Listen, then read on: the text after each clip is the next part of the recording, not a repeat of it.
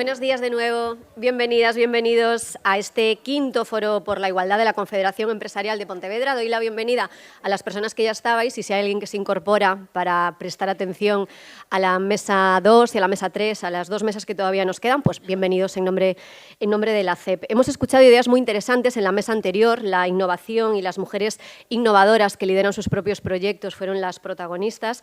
Entendimos, por ejemplo, las que no formamos parte de ese mundo de emprender, lo complicado que es además emprender en innovación, ¿no? Decía una de las mujeres de la mesa anterior que es apasionante emprender en I+D, pero que es muy complicado, que es atravesar un desierto porque tardas mucho en ver la rentabilidad, ¿no?, de esa inversión que estás haciendo en todos los sentidos. Es una de las ideas que nos deja la mesa anterior. También conocimos proyectos que nacen en la universidad y toda la cadena que hay de apoyo público y privado para que una idea de alguien que acaba sus estudios acabe siendo un proyecto empresarial. Escuchamos a mujeres atentas a los problemas del presente y del futuro para dar solución a través de sus proyectos empresariales. Y también me parece muy importante porque, aunque a priori no era el centro de la mesa anterior, la moderadora consiguió poner el centro en eso también, que es en el cuidado de quien emprende, ¿no? Porque ellas decían, hablamos mucho de cuidar a nuestro personal, al personal de la empresa, que es tan importante, ¿no? Un equipo humano lo es todo para una empresa, es su capital principal, pero también reivindicaba la importancia de cuidar a la mujer que emprende. Decía, somos el motor del equipo, y es verdad, ¿no? A veces hablamos poco de eso. Así que ha sido una mesa muy interesante y ahora vamos a recibir a mujeres creativas. El talento femenino en la creatividad es el objetivo de la siguiente mesa. La creatividad es un concepto interesantísimo en sí mismo, daría para un foro completo. Ahí lanzo la idea, por si hay alguien aquí que quiere organizarlo. Y además siempre va de la mano la creatividad de otro concepto tras el que siempre anda una empresa, que es el talento, ¿no? A las mujeres creativas les sobra talento, lo vais a comprobar, y las mujeres con talento no dudan del poder de la creatividad. Vamos a comprobarlo en la siguiente mesa, moderada por Priscila Retamozo Ramos, que es politóloga y cofundadora de Prisma. Ya puedes, por favor, Priscila, subir al escenario. Las ponentes invitadas son Iria Otero Fernández, es directora creativa y fundadora de Aspiki Branders, agencia de publicidad, también que suba allá. Verónica Buy de Somoza es abogada, es consultora estratégica y productora ejecutiva de Pulpa Rights, también ya nos acompaña. Y por último, Uki Permuy Martínez, directora de arte y diseñadora gráfica en Uki. Un aplauso para las tres ponentes y la moderadora.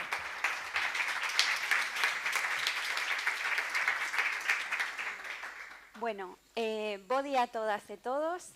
Pido vos ás persoas de atrás que se non me escoitades ben algún momento me fagades un xesto porque eu con estes micros levome fatal de toda a vida, a pesar das miñas intencións de ser Jennifer López, non hai xeito. Así que pois estarei atenta a vos para que me digades. Bo día. Moitísimas grazas por convidarme e, ademais, por convidarme a unha mesa da que son absolutamente fan. Xa volo confesei antes de chegar ao escenario, pero volo volvo a repetir porque gústame repetir as verdades. E o certo é que estou moi entusiasmada do que poida sair hoxe e realmente a maior dificultade que teño vai ser o tempo. Porque, ademais, xa o notaredes polo meu acento arxentino, por iso falo este galego raro, porque son arxentina, gustanos falar, neste caso estereotipo, no meu caso é certo, así que vaime costar non falar eu e, ademais, interrumpirvos a vos para que non se nos vaya de tempo. Así que vou comezar xa, non vou a dar moita máis dilación. Estou ante tres creadoras galegas cunha traxectoria absolutamente inspiradora. Tiven que facer as miñas notas porque os seus currículums eran inasumibles. Estaríamos toda a xornada aquí lendo todas as cousas que fixeron, a variedade de cousas que fixeron, o creativas que foron durante esa traxectoria. Así que escollín 3 ou 4 pinceladas, pero, bueno, agardo que vos tamén nos contedes pois, os proxectos que vos entusiasman, os que vos inspiran, os que vos apetece comentar, os que sexan. Entón, teño aquí ao meu carón a Uki Permuy, referente do deseño gráfico da dirección... Me escoitades ben? Vale, perfecto. Uki Permuy, referente do deseño gráfico e da dirección de arte en Galicia e no ámbito internacional, pioneira en proxectos que combinan innovación, compromiso social e perspectiva feminista. Presidenta da READ no 2021-2022, a súa obra forma parte de coleccións como o Museo Nacional Centro de Arte Reina Sofía ou o Museo de Diseño de Barcelona e recibiu galardóns como o Premio Galicia de Innovación e Deseño. Ademais, eu coñecín persoalmente, cando non era máis que un adolescente, a súa campaña de Compostela en negro, que logo foi un mogollón de concellos en negro, e bueno, e para min, incluso na miña trayectoria persoal, eu vin como esa campaña impactaba en moita mocidade, que a raíz desa campaña, pois, por exemplo, decatábase de estar inmersa pois nunha relación de violencia, e creo que para min ese é o mellor currículum que se pode ter, non? Facer cousas para que sirvan, para que transformen. Ao seu carón teño a Verónica Buide Somoza, abogada de propiedade intelectual e dereito audiovisual, con 2 décadas de experiencia na industria do entretenimento, productora executiva de proxectos internacionais como Pocoyo ou, vamos a ver, Miraculous Ladybug, e hoxe lidera Pulpa Rights, unha consultora internacional de asesoría legal e estratégica para creadoras e marcas. Comprometida coa igualdade, forma parte de entidades como Executivas de Galicia e Rede Iberoamericana de Mulleres na Animación. Falas igual de ben inglés que galego. Digo xo. Vale, deixa ver calcular ruta. A ver.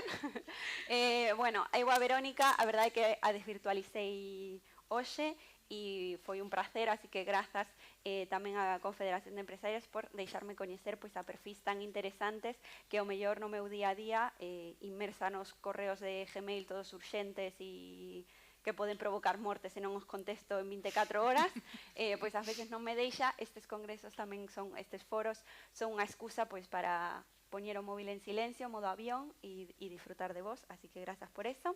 E por último, unha compañeira e amiga, Iria Otero Fernández, fundadora e directora creativa de Aspiki Branders, unha axencia que demostra que outra publicidade é posible, ética, transformadora e con impacto social, e tamén cofundadora de O Sister, a primeira escola de creativas para creativas en España, é membro da directiva de Más Mujeres Creativas, desde onde impulsa a igualdade no sector publicitario. E é, ademais, unha persoa coa que é un prazer traballar. Tiven en varias ocasións, en todas as que podemos, a posibilidade de traballar con ela, e é un luxo realmente. Falaba antes da tortura do Gmail, pero tamén vou a falar das bondades cando tes unha compañeira que o primeiro que fai é preocuparse por ti, saber que estás ben, avisarte de que a continuación veñen curvas, pero que non te asustes, e que bueno, ai, xa sabía eu que ao final conseguíchelo. Non é a primeira vez que me enfrento a este tipo de micros. Bueno, e agora con este se me escoita? Non solucionamos. Sí, hola. Que berrar. Esta xente, cando me pone a cantar, que vai pasar? Bueno, de todos xeitos eu proxecto moi ben a vos. Se isto non funcionara, tampouco pasaba nada.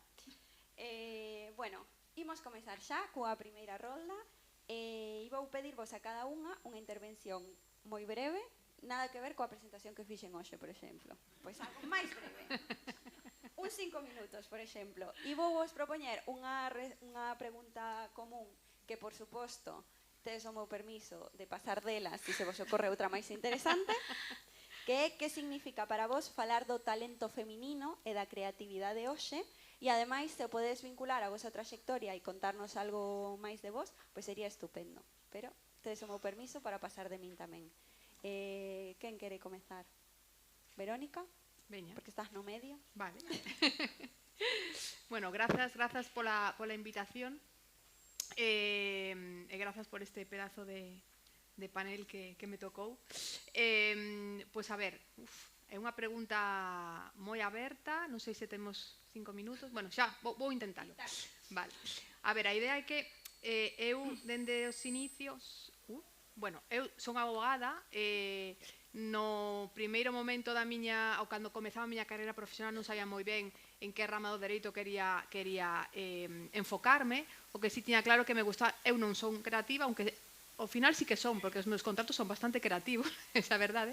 E as negociacións para que os creativos brillen e poidan defender os seus dereitos e poderes vivir delo, co cal explotar comercialmente as súas obras, é unha labor moi creativa nese sentido. Tamén porque a legislación permítenos unha flexibilidade, non só en España, senón a nivel internacional importante. Por lo tanto, aí sí que a dosi de creatividade e tamén de colaboración entre as partes, por iso antes comentaban que era moi importante traballar con quen un quere. Eso é importantísimo, porque nestes casos tamén é un matrimonio a moi longo prazo, entón tes que buscar os compañeiros que te van facer a vida máis doada tamén nas negociacións, non? E despois, pois tamén. Mentres, durante e despois. Entón, nese sentido, por iso decidín enfocarme na propiedade intelectual no dereito audiovisual, sobre todo de creadores audiovisuales e tamén editoriales, literarios. En realidade non foi unha decisión premeditada o feito de estar sempre a carón de mulleres, senón foi un destino, non un destino, senón un camiño natural, porque eu dende moi pequena, non sei, pola miña personalidade, pola miña familia, por cousas que me pasaron na vida, sempre fun a representante dos alumnos da miña clase, das mulleres, a abogada das causas pobres, chamaba a miña nai. Entón, en fin, isto non é unha causa pobre, pero é unha causa pola que merece a pena loitar, a igualdade. A igualdade en todos os ámbitos. Entón, cando empezas a traballar, pois vaste atopando en situacións ti mesma e compañeiras túas que, obviamente, son problemáticas. Entón, insisto, pola sorte que temos de vivir neste país, pola sorte que tiven eu de caer nunha familia que tamén me deu alas para chegar onde eu quixera e ter os medios para facelo, que tampouco é sempre así, pois eu creo que debía de tomar ese micrófono que me deu a vida e esa oportunidade para falar por min e por todas as que non poden falar. Entón, nese sentido, obviamente, como non se pode abrazar todas as causas do mundo, no meu caso, abracei as causas de as mulleres na industria creativa, a industria creativa audiovisual neste caso. Máis concretamente na industria da animación, porque eu, dende o principio, por casualidade, caí no mundo da animación porque caeu na miña vida pouco yo, e marchei para Madrid, e de aí empezou a miña carreira como produtora e como abogada en proxectos de animación, case todos infantís, o cal todavía máis importante que as historias que se contan neses contidos reflexen realidades, non só as realidades que temos, que tamén, pero sobre todo as realidades que queremos ter, para que eses nenos, esas nenas, vexan que esas realidades son posibles. Entón, nese sentido, sempre me involucrei en... Estou moi longo, non? Bueno, xa acabo. Estaba entusiasmadísima co que estás contando. Ao final chegamos, moi resumidamente, despois de moitos anos, cheguei á conclusión de que había que dar un paso adiante non só na esfera privada, no meu departamento, na miña vida personal, na miña empresa, senón tamén de cara ás institucións públicas, de cara ao resto de mulleres. Entón, participei nunha asociación, fui presidente dunha asociación que se chama Asociación de Mulleres na Industria da Animación, que é unha asociación iberoamericana, na que tiven a oportunidade de falar con gobernos de toda Iberoamérica, España e Latinoamérica, e Portugal tamén, institucións públicas, empresas, agrupacións de empresarias como esta, dache unha perspectiva moi rica e, sobre todo, moito coñecemento do que pasa, de como se poden cambiar as cousas, porque se non tes conciencia do que está pasando, é complicado cambiar as cousas ou tomar iniciativas para cambiarlas, aínda que seña un poquinho, paso a paso. Entón, esa é a razón pola cal estou aquí, supoño. Ok. Bueno, pues nada, parabéns por este foro e por dar esta oportunidade de poder conocer, además, mellor, porque eu a verdad que creo que nos coñecíamos un pouco, pero non físicamente, e poder contrastar así nunha mesa, que é un placer. Eu vou contar un pouco máis que a miña experiencia preparando esta mesa, este debate. Eu, como fórmula de traballo, como procedimento, sempre me cuestiono todo. O sea, de entrada, parto de cuestionarme como a maior. En este caso, somos as mulleres creativas? A ver, pensando realmente que non somos nin fomos capaces de desmontar unha gran historia que nos contaron dende o principio dos tempos, fai miles e miles de anos, en que unha muller cometeu a desfachatez de coller unha mazá e darlle a Adán, O sea, esta historia de Adán e Eva, que durante séculos nos está culpando de todas as males do mundo, e as mulleres non fomos capaces de contar unha historia mellor. A min iso faime pensar que entonces, ou unha de dúas, ou que non somos creativas, porque a min de entrada, claro, pensando nesa historia, podo pensar, pois é que a mellor resulta que foi Adán o que provocou que Eva collera a mazá para non ser el ocupable, ou a mellor a culebra, esa víbora, non é a representación femenina, sino de algo peor, como a envexa, ou a envidia, ou a maldad de querer facer que as mulleres tiveramos este peso na historia, por exemplo, non? Eso me casa máis con o que vivimos. É unha historia que me podo creer máis de que as mulleres podemos ser culpables de que salimos do paraíso e que somos as culpables das guerras, das enfermedades e de toda a maldad do mundo, e que ademais esa historia que parece que está aí, que non nos entorpece o día a día, pero ten bastante que ver con as nosas culpabilidades, con as formas sociais de como nos comportamos, e teñen moito peso no noso día a día. En cambio, por moito que creamos, non somos quen de crear unha historia mellor, o que teña cambiado ese relato. Hoxe sabemos que os relatos contados moitas veces acaban por ser verdade. Eso o padecemos hoxe en día por outra, bueno, pois porque temos outros canes, non?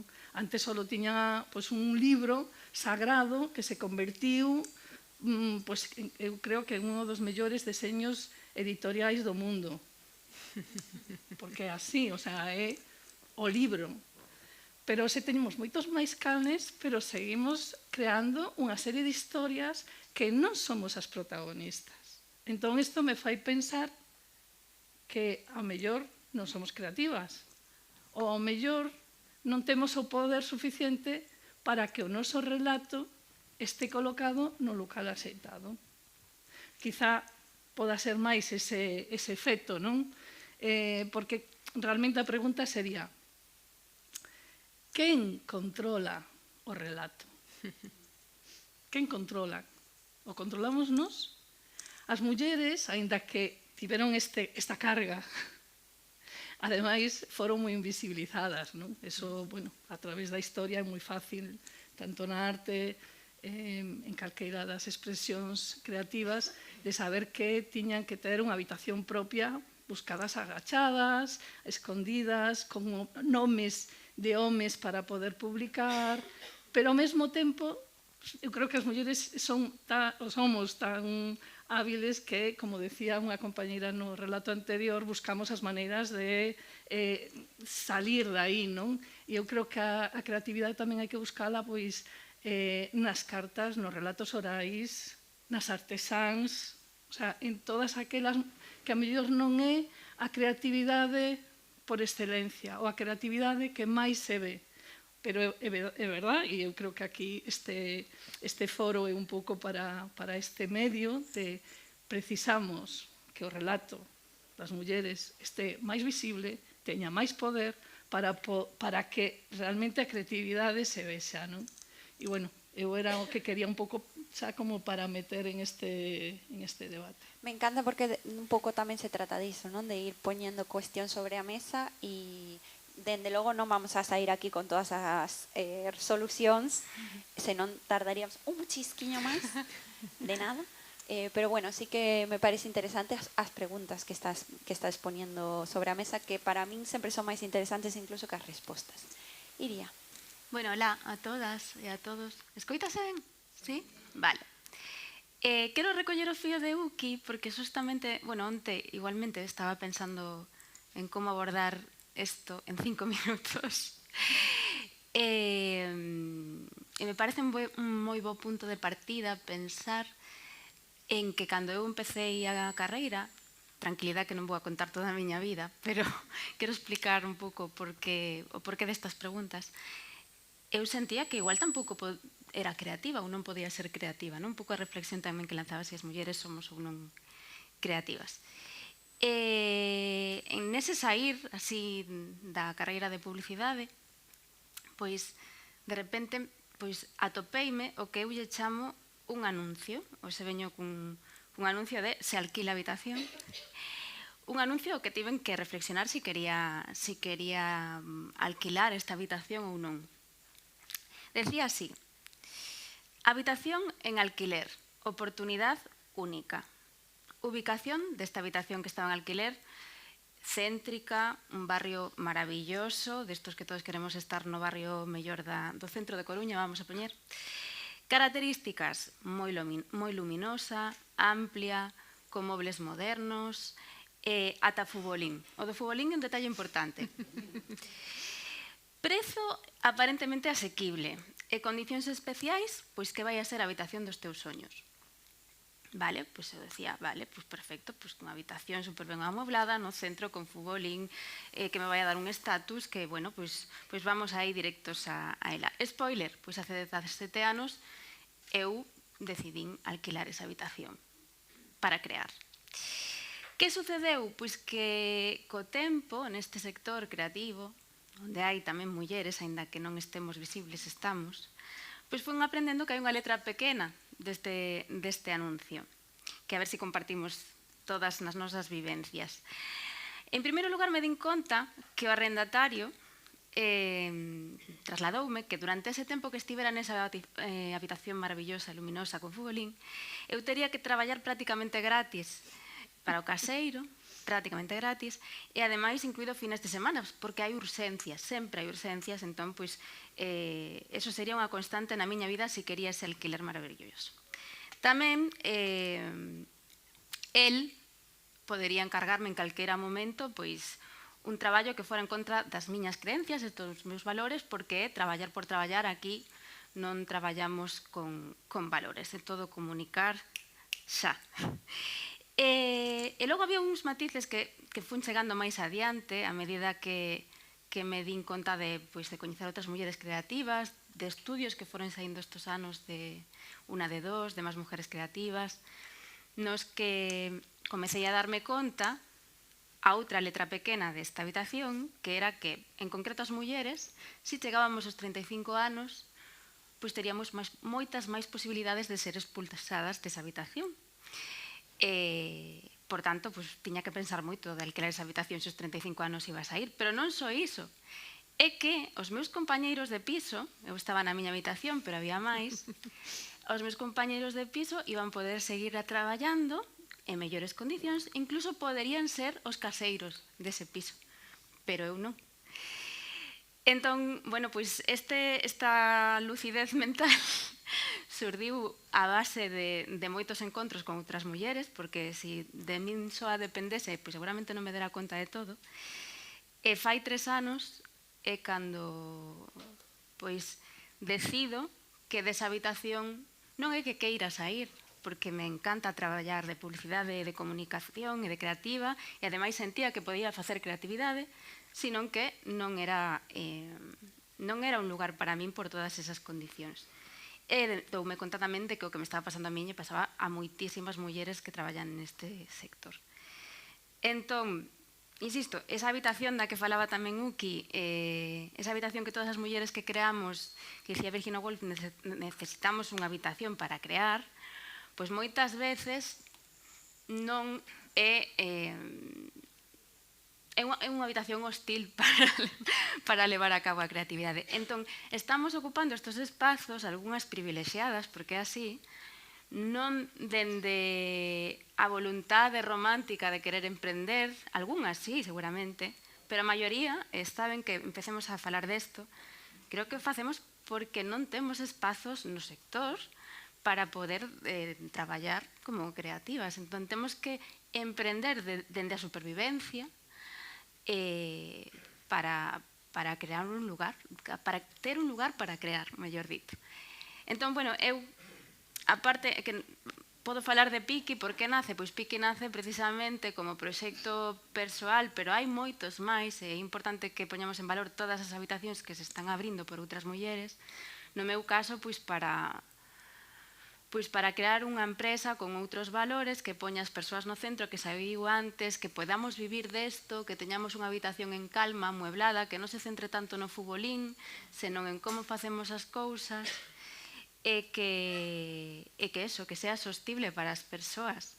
E logo tamén un relato que abría aquí antes, que era, pois, que tamén, como só 20% das mulleres chegamos a postos de dirección creativa, eso quere decir que o relato, a cultura, porque somos cultura tamén, a comunicación, pois que está en mans principalmente dos homes. Entón, temos unha mirada totalmente sesgada da nosa historia, da nosa comunicación, e ten todavía máis sentido que estas habitacións se abran pois, para equilibrar todo o que nos estamos perdendo.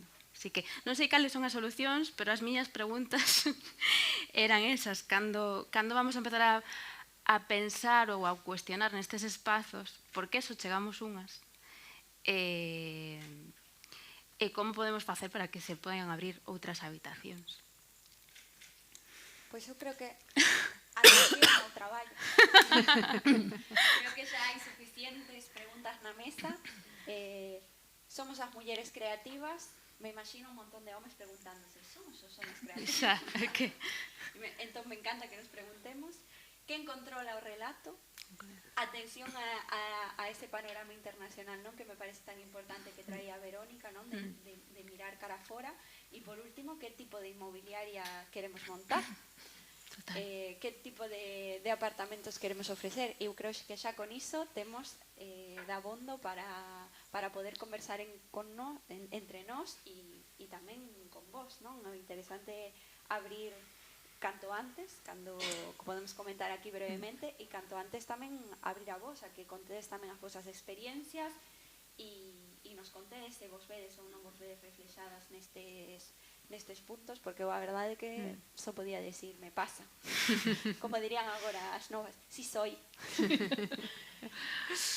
Bueno, non sei, falando do relato, eu creo que, como falábamos antes, o relato audiovisual é predominante nesta sociedade en todos os segmentos de idade e da sociedade, non? Consumimos contenidos audiovisuais todo o tempo, non só na tele como antes ou no cinema, xa non sei nin que idioma hablo, no cinema, sino tamén, obviamente, nos móviles, nas tablets, e nos móviles en moitos sitios, nas redes sociais, en YouTube, los Netflix de la vida, etcétera, etcétera. Entón, onte, visitando, eu traballei moitos anos no Grupo Planeta. O Grupo Planeta é un grupo, como sabedes, moi grande, editorial o máis importante en idioma español. Polo tanto, o relato, imagina que cantidad de historias saen dunha editorial como esta, non? Aquí ou Random House a nivel internacional. Tamén ten unha división audiovisual, porque obviamente algúns libros pasan a formato audiovisual, como ben sabedes, e é unha fábrica de historias. Unha fábrica de historias e un dos editores regaloume este libro, que é amigo meu. Cuando ellas brillan. É un libro, non teño dereitos de ningún tipo aquí, pura amistade. É un libro sobre como o feito de que haxa mulleres protagonistas en relatos audiovisuais de éxito cambia a nosa percepción da realidade. Non da realidade, senón das posibilidades que temos diante de nós para poder facer cousas que, ao millor, nun momento dado non nos imaginamos. E iso non significa que seamos boísimas e anxes do ceo, porque ás veces estas protagonistas son malas, malísimas. E tamén temos dereito a ser malas, digamos. Somos persoas. Como persoas, pois temos cousas boas, cousas malas. Hai mulleres boísimas, mulleres malísimas, como homes boísimos e homes malísimos, non? Entón, o feito de que poidamos poñer na pantalla, da igual que sexa moi grande ou moi pequeniña, historias de todo tipo de mulleres e de todo tipo de culturas, porque claro, aquí estamos moi centrados na cultura occidental, pero cando ides a outros sitios, viaxades, etc., Claro, as cousas pasan do inferno absoluto como pues, en Afganistán a, bueno, non diría a gloria, pero como Islandia, por exemplo, ¿no? Que é casi o contrario, onde houve unha folga de mulleres que parou o país. E non só por iso, sino porque os homes estaban na manifestación coas mulleres, que é para min o máis relevante. Entón, dito isto, quen controla o relato? Os homes. Todas as medios, os grupos de medios audiovisuais do mundo, todos, sen excepción, están, bueno, menos un, están liderados por hombres. Falo de, obviamente, medios americanos, medios europeos, en Corea o medio máis importante está controlado por unha muller, efectivamente, que é a filla do dono, pero, vamos, o 99%, vamos dicir, por non dicir erros, están controlados por homes. De aí en cascada baixa todo. Entón, como encontrar esos espacios por onde é moi importante o apoio público das políticas públicas? En España houve un cambio moi importante. España e outros países da Unión Europea, outros países de Latinoamérica tamén o fixeron, no feito de dar puntos extra a proxectos audiovisuais que incluían no seu equipo creativo a mulleres. Equipo creativo significa os que controlan o relato, directoras, guionistas. Vale? Eso provocou un cambio importantísimo porque de repente empezaron a aparecer, pero se as mulleres tamén escriben e tamén dirixen, e non só escriben e dirixen, fanno tan ben que gañan no Festival de Berlín, no Festival de Venecia, en Cannes, non só aquí, porque somos españois e damos... No. Gañan, porque son boas. Esas historias. E tamén hai historias malas, como, bueno, pues porque somos persoas, ¿no? Entón, creo que é importante o apoio público, en ese caso, creo que é importante que dende a sociedade civil fagamos, non deixemos de facer esa presión a xente que ten responsabilidade pública para que apoie e que estean mulleres en puestos de relevancia pública é importantísimo tamén, por suposto, porque o poder dos referentes é incalculable, sobre todo na infancia. Eu que levo traballando tantos anos en ese sector, é importantísimo falar despois de facer proxeccións con nenos e con nenas de series novas, preguntarlles que queren ser de maiores e dicir, pois mira, eu si tamén quero ser médico, astronauta, o que seña, non? O que quero. Eu podo facer o que me dé a gana. E tamén podo quedar na casa a cuidar os meus fillos. Non pasa nada. Pero porque o decidín eu. Entón, creo que é moi importante eso, seguir facendo esa presión, porque do 99 non vamos a pasar o 50 nin o 40 de un día para outro, pero pouquiño a pouco iremos tamén conquistando estos espazos que nos que non estamos non porque non valgamos, senón porque a asociación de xénero e a cultura levounos aquí, pero as cousas poden cambiar porque xa cambiaron. Mira do que está pasando no audiovisual. Iso que me parece fundamental. Onte Gracias por calarme.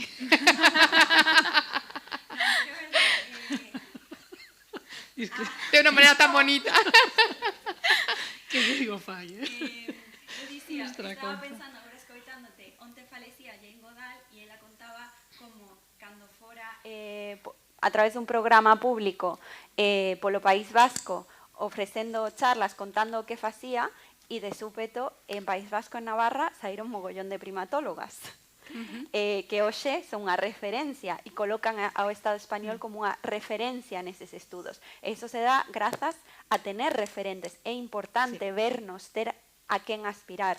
E ademais abrías outro melón e aí vos mirade onde vos queredes meter na ausencia de referentes ou na presencia de referentes cada vez máis preocupantes, non? Porque cando son creadoras de contido, por exemplo, que é algo que hoxe en día as máis novas, as cativas, están véndose como creadoras, fíxate que palabras utilizan, pero ao final esa creación de contido é colocarnos pouco máis que onde comezaba o relato Uki, como a Eva, pecadora. Entón, o sexualizadas, pornificadas, ou xogando a ser unha astrat wife, unha especie de mulleres da casa, que en realidad non o son, porque son multimillonarias gravándose, mentindo, dicindo que elas son felices facendo muffins, pero en realidad, ademais de muffins, están facturando, pero a costa de vender ese discurso.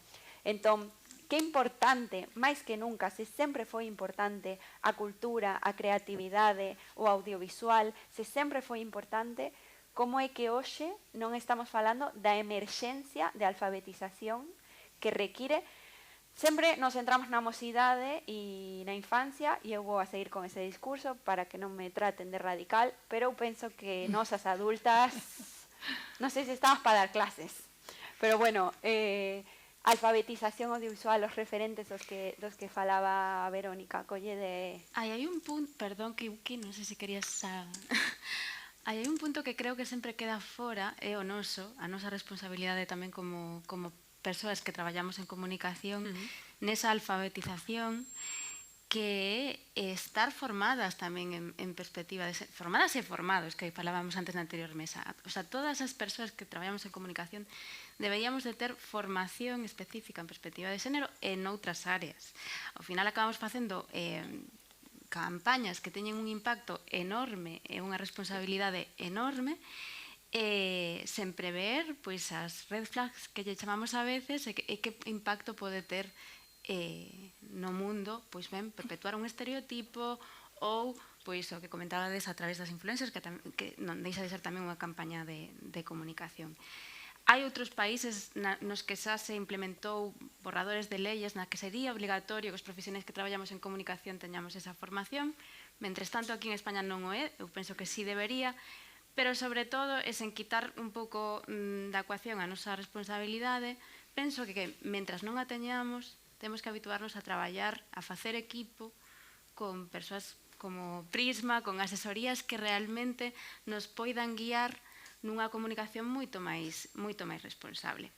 E falando, tamén unindo que comentabas ti, de que sucede cando non hai protagonistas, mulleres, a necesidade de referentes no audiovisual, vou máis alá tamén de que sucede cando as direccións creativas non son realizadas desos produtos por mulleres, porque a veces sí aparecen mulleres protagonistas, pero quen dirixe non. E hai dous exemplos que para mí son boísimos. Un é o de as campañas da menstruación, de produtos de higiene femenino, sempre saco, porque para mí foi unha revelación descubrir, unha vez que me pusen como a bucear, quen fixera a típica campaña esta de Vax de a que huelen las nubes. Bueno, hai bastantes típicas. E todas teñen en común acrobacias, cores e cousas que parece que pouco teñen que ver co que nos sucede ás mulleres, non? Entón, empecé un pouco a escarbar cales eran as fichas técnicas creativas destas campañas e para a miña sorpresa non é só que a dirección creativa, como podíamos esperar, fose masculina, é dicir, homes falando de como as mulleres viven a nosa menstruación, sino que incluso era casi do mesmo director creativo neste caso. Isto me parece como moi simbólico do que está a acontecer, non? O sea, que importante. E logo hai unha cousa que pasa no presente tamén, que nas campañas, por sorte en Galicia non está pasando isto, pero a nivel nacional sí. As campañas de igualdade, as campañas do 25N, as campañas que falan de cousas que nos afectan en primeiro lugar a nós, nesas xa, estamos empezando nas básicas, están dirixidas por homes creativos. E poden ser unhas campañas geniais, pero estamos perdendo unha mirada que creo que é moi interesante como afectadas directas sobre esas temáticas, non?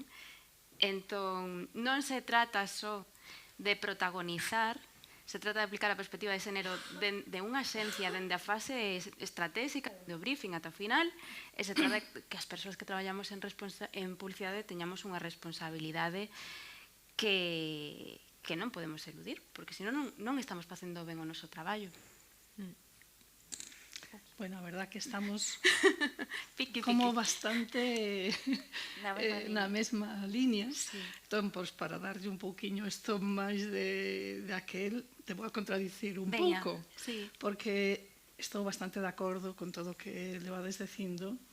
Obviamente, a falta de referentes. Hai que crear máis, pero eu creo que tamén é necesario estar en todos os puntos. Por exemplo, Cando falabas, lembraba que, bueno, fai pouco, e ademais tocame bastante facer ás veces o papel de xurado pois en chamadas a proxecto. Bueno, chamadas a proxecto é como un formato que utilizamos sobre todo no deseño para seleccionar, pois, para proxectos sobre todo grandes, de marcas ou en branding, pois decir, quero a ver quen pode, pois imagínate toda España, facer unha marca importante. Se fai unha convocatoria como aberta de books nada máis, e a partir de aí se selecciona unha serie de diseñadores e se lle paga para que crean a primeira boceto. E a partir de aí se selecciona digamos, o boceto que máis interesa ao cliente e se desenvolve xa a partir dunha segunda fase. Pero nesa primeira fase é moi importante, porque quen recupera ou quen selecciona os books. Aí estamos. Como non haxa, e aí onde vou a contradecirvos, e é non unha muller. Necesitamos feministas, me dá igual, que sean homes ou mulleres. Me dá igual. Sí, señora. O que necesitamos é que esa perspectiva de xénero de que estamos falando esté incorporada. Entón, con esa perspectiva de xénero se vai a valorar pois, os perfiles que se necesitan para elaborar esa marca, por exemplo. Non? Estou pensando pois, unha das últimas. E despois, vale? Pois todos estamos iguales. Na última que estou lembrando, había 2 estudios dirixidos por homes e un estudio dirixido por unha muller. Porque, claro, no diseño, como na arquitectura, como na produción fílmica, etc., hai equipos. Entón, hai moitas mulleres. Moitas mulleres estamos. O que pasa é que estamos no último escalón. Non diriximos. Non somos as que temos a responsabilidade empresarial. E esa é a diferencia. Entón, neste caso se seleccionaron 3 empresas ou 3 estudios, 2 eran dirixidos por homes, un por unha muller. Hubo unha presentación de proxectos cando se seleccionaron esos 3, se presentaron os proxectos e ganou ela.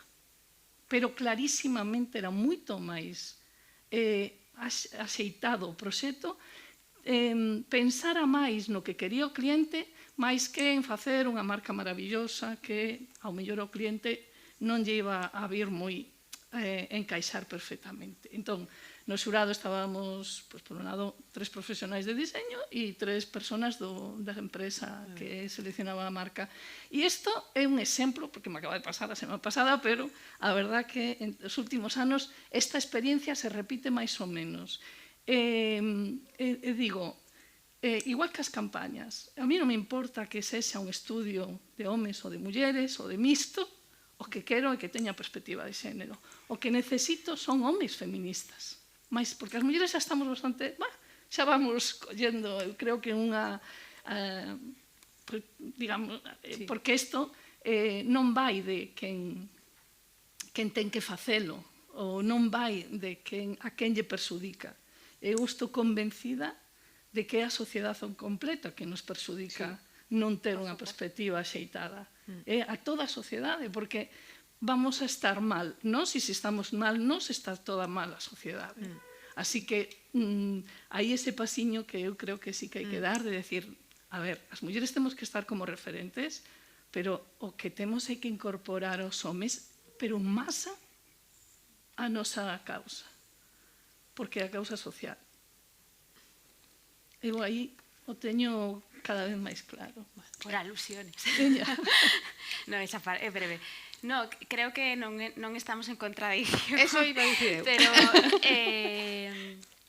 é que creo que hai dúas cousas. Por unha parte, o que tamén dicía Virginia Woolf, cando recordo que no libro decía que iba á biblioteca e que chamaba a atención que se atopaba moitos libros escritos por homes sobre como somos as mulleres e ningún libro escrito por mulleres sobre como somos as mulleres. Entón, o foco que poñía antes cos anuncios da menstruación un pouco esa parte nicho de que incluso nos temas que nos afectan a nós como mulleres, independentemente de si somos feministas ou non, que nin sequera están abordados dende as nosas vivencias.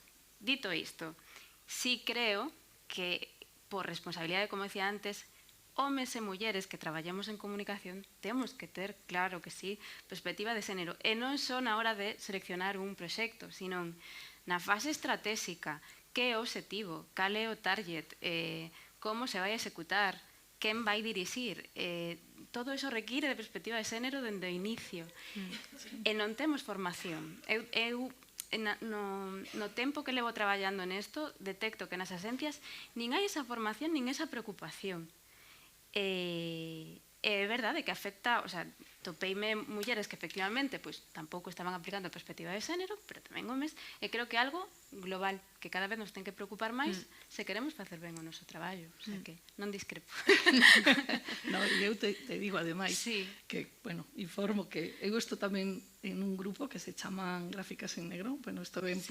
polo de negro que levou a moitos ramales, e un deles pois foi a crear un grupo de mulleres de toda España, feministas e diseñadoras de todos os ámbitos, del industrial, de gráfico, de servicios, de experiencia de usuario. E traballamos en este momento en sacar unha guía para axudar en comunicación como incorporar a perspectiva de xénero. Levamos un par de meses a ver si somos capaces de que en breve facer esta presentación. Además, tamén hai outro equipo que está traballando para desenvolver unha especie de xogo para as escolas de deseño, tamén para que, dende o principio, dende cando estás estudiando, empeces a como incorporas a perspectiva de xénero cando tes que idear un proxecto. Súper interesante, é dicir, que estamos aí traballando. É dicir, que tamén te animo a sumarme. Aí están, aí estades, estamos. Non quero rematar a mesa sin permitirvos a posibilidade non solamente de preguntas, sino en cuestións ou comentarios que queirades facer.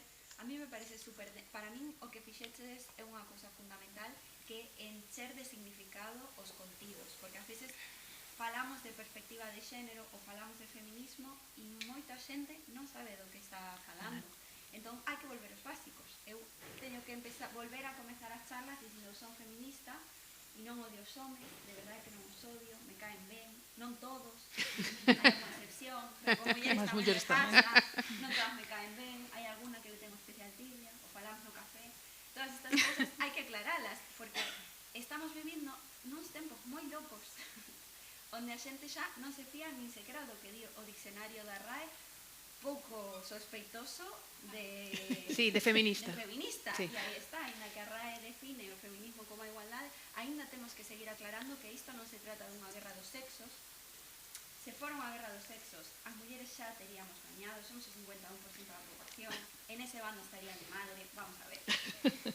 Non se trata dunha guerra dos sexos, senón que se trata do que moi ben resumíades, é que gañamos todas e todos, por suposto, e que de algún xeito encher os conceptos que utilizamos, como encheches vos o concepto de creatividade, pero tamén o de perspectiva de xénero, que perspectiva de xénero non é solamente dicir todos e todas, ou non é solamente poñer mulleres no cartaz, senón facelo dende o principio, con esa filosofía, con que teña sentido, con que sexa do sentido común, que a igualdade, que o feminismo, que é o mesmo, que son sinónimas, solamente que o feminismo máis currao, se encha de contido e teña un significado.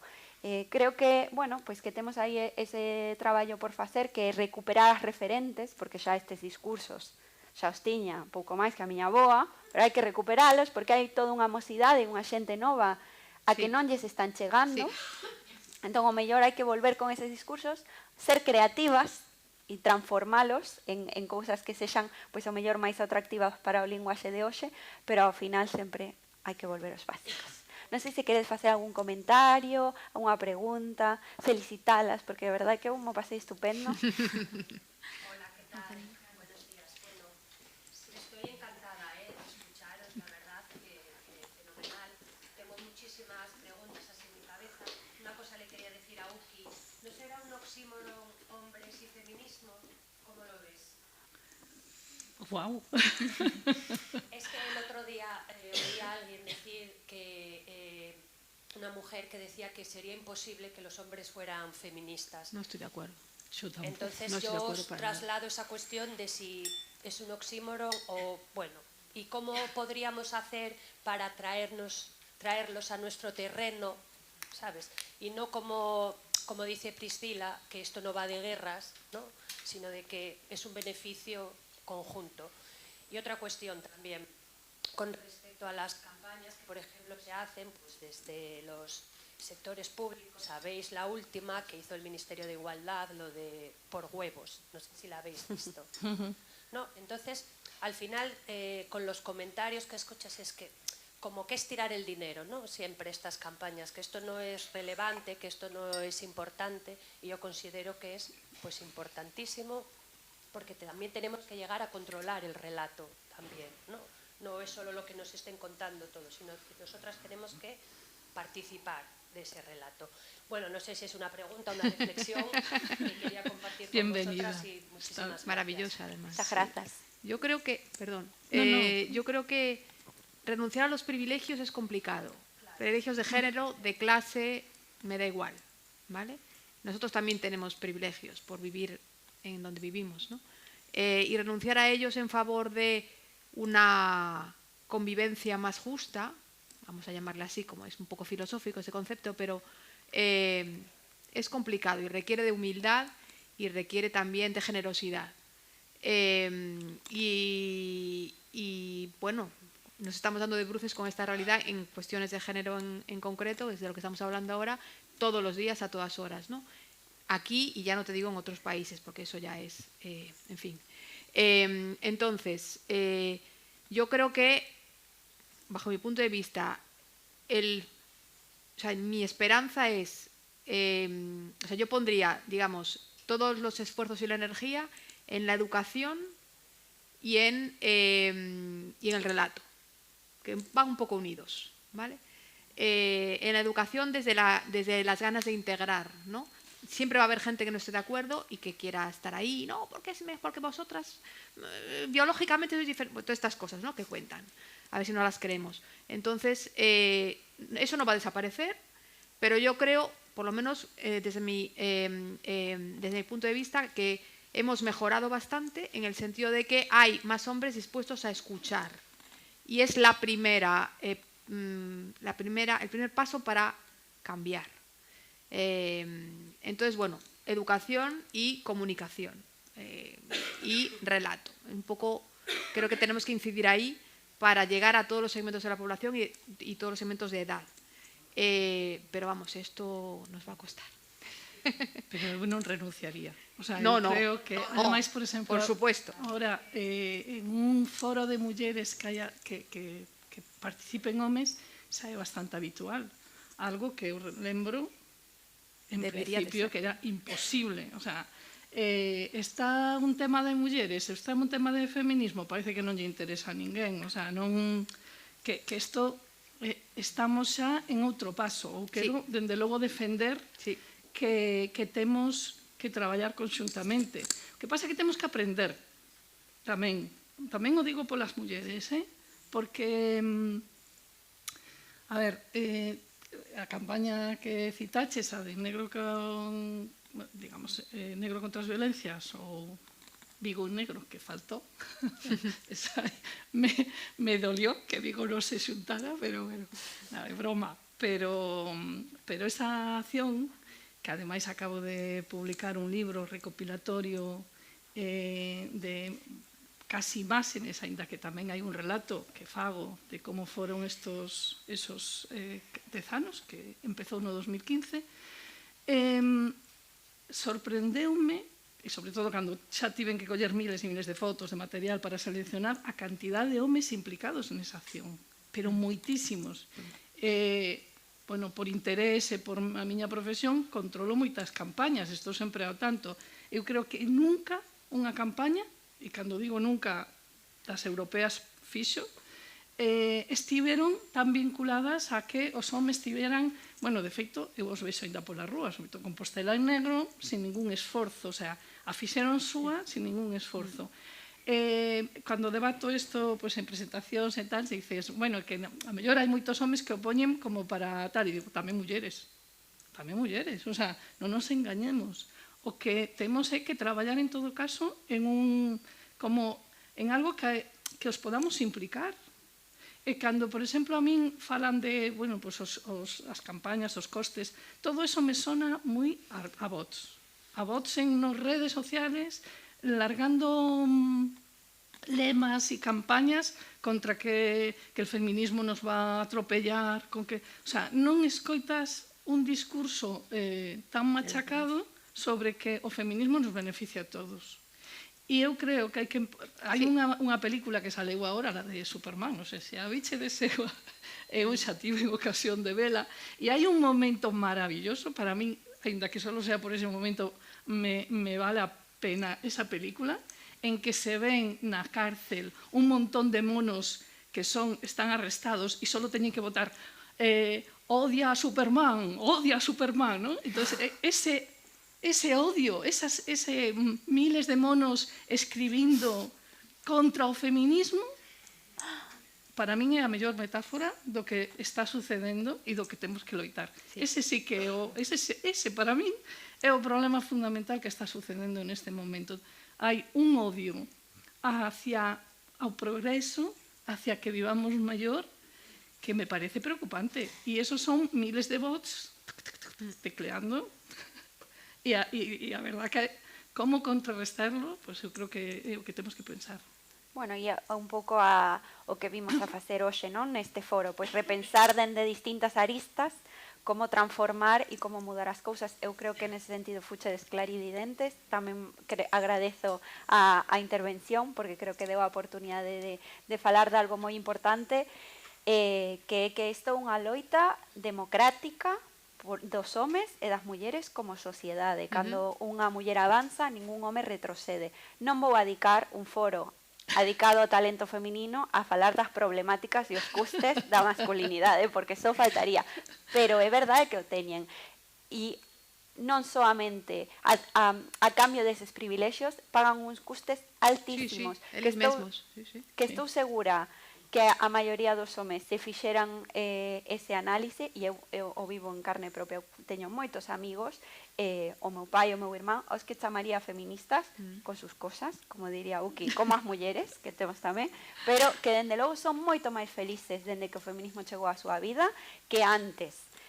Os vínculos mudaron, os xeitos de relacionaron mudaron, e estou segura que a empresa tamén mudaría cando os homes e as mulleres esteamos en paridade, porque iso é o democrático, e ademais nos digamos feministas porque iso é o xusto.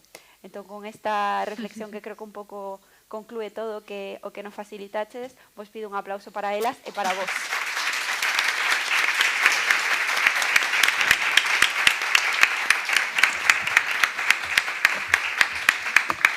Moitas grazas ás catro, creo que falo en nome de todas e todos e digo que foi interesantísimo escoitarvos e que quedou meridianamente claro o importante que é o relato, non? Protagonizalo e desde logo controlalo o relato, porque o auténtico sector masculinizado sería ser o do poder, non? Entón, entrar aí, romper ese sector masculinizado que é o de poder, o de tomar decisións, quedou clarísimo que é clave tamén o concepto de perspectiva de xénero que tanto soa neste foro xa aquí en tantos contextos, incorporalo no mundo da empresa, que é o que hoxe nos ocupa, pasa pola formación, como vos dicíades, pero creo que era Iria quen decía algo importante, que para chegar a unha formación en perspectiva de xénero, primeiro ten que haber a preocupación, non, na empresa de que iso é necesario. Moitísimas grazas ás catro. Foi un gustazo, por favor, esperades aquí para unha foto conxunta antes de baixar.